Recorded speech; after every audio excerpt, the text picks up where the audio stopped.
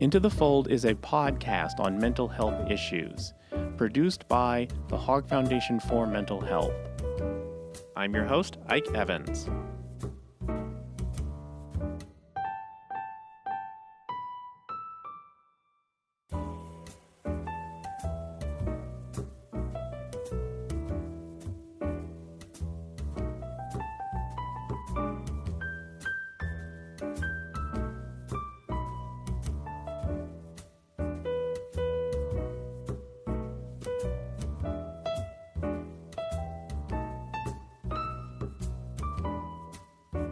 Some people have the notion that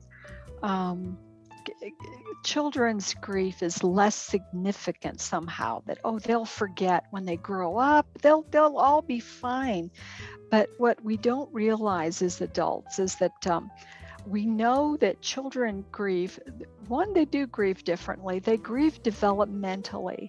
So what that means is that, say a child experiences a death, a loss when they are 6 years old, well, they really don't comprehend the permanence of that. Their little brain's not quite developed enough to understand that that person isn't coming back. So as they get older in a new developmental place, they have a better understanding. Oh, my dad's not coming back. Before they thought, well, when dad comes back from work, he's going to take me to the park. But when it gets to that older place where the brain is a little more development, they have a better cognitive understanding, well, they begin to figure out dad isn't coming back.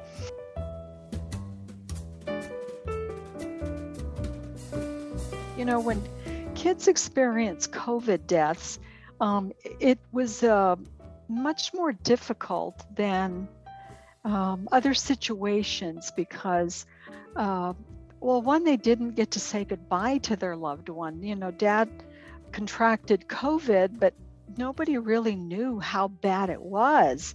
And the person went to the hospital, or dad or mom went to the hospital and never returned. And the parents too struggle with it tremendously. As a mom said last week in group, they called me in the morning and they said, it looks like he's taken a turn for the better. It looks like he's going to pull through this, and he should be able to come home in a day or two. And then in the evening, they'd call me and said, your husband took a turn for the worse, and it looks like he's not going to make it. And to find out that person died. And there was so much guilt also about, was I the one that gave it to him? Even kids feeling guilty that the whole family got sick, and which one of us gave it to dad or to mom? So a tremendous amount of guilt. A piece to that made their grief even more complicated, because this is what we would consider a complicated death, complicated grief, was that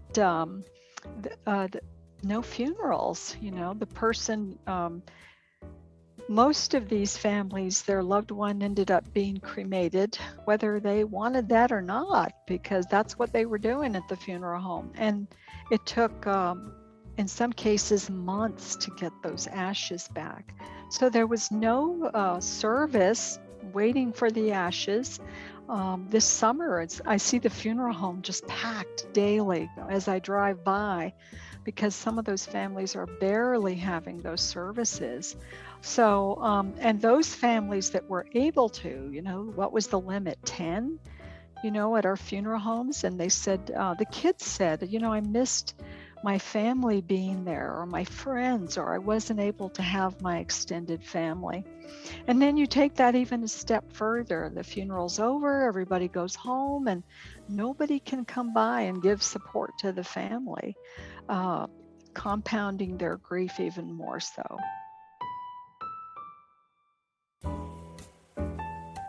We want to think that because families initially come here, that they want to do this as badly as we want them to. We want them to succeed.